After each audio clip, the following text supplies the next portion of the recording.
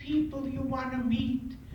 I also say to the students I speak for, perhaps in this beautiful country of ours, the United States of America, perhaps you have such religious neighbors, so you know already what kind of people they are. If you are in trouble, if you walk up to a person like this, they will never ask you, are you Jewish or not?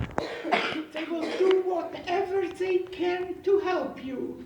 And this was almost killed off in Europe. Thank God some of us survived.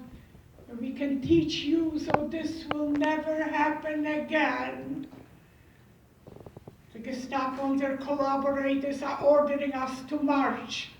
And as we are marching, they are pulling the beards from these poor men's chins. They are cutting them with scissors and knives and beating them. The cries of the people is unbearable, but we have to march faster and faster. Unfortunately, I must tell you, they were people looking on as we were marching, and nobody said anything. And that's what I'm talking about. Wherever we see injustice, we must help the ones who cannot help themselves. They marched us into a big school.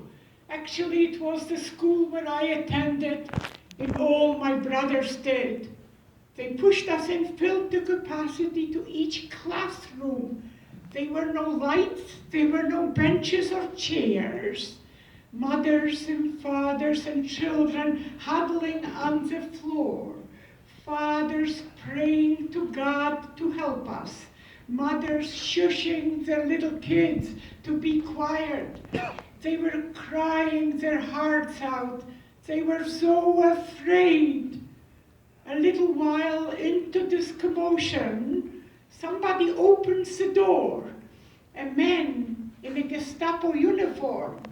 My mother runs up to him like she would see an angel, and she calls his name. His name was Hans. She says, Hans, please take out my little girl. I'm 13 years old.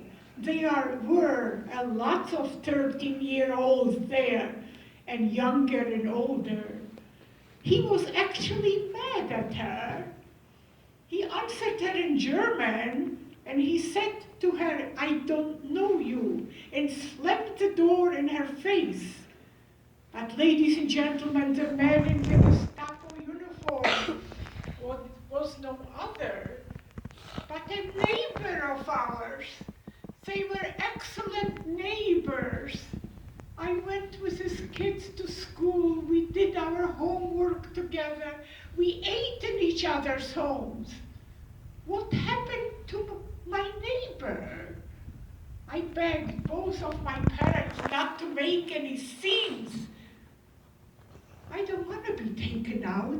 I usually say to the younger groups, can you imagine yourselves to be torn away from your loving parents at such a tender age? But it was not to be. A little while into this commotion, there was no light anywhere, it was evening. Somebody opens the door again.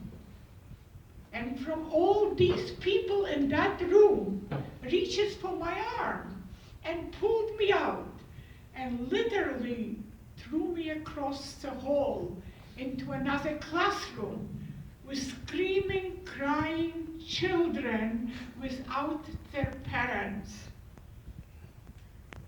We were orphans already. We never saw our parents again.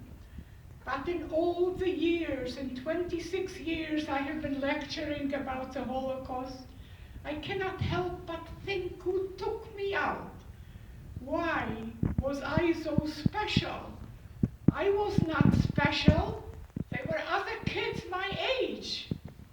But I cannot help and think of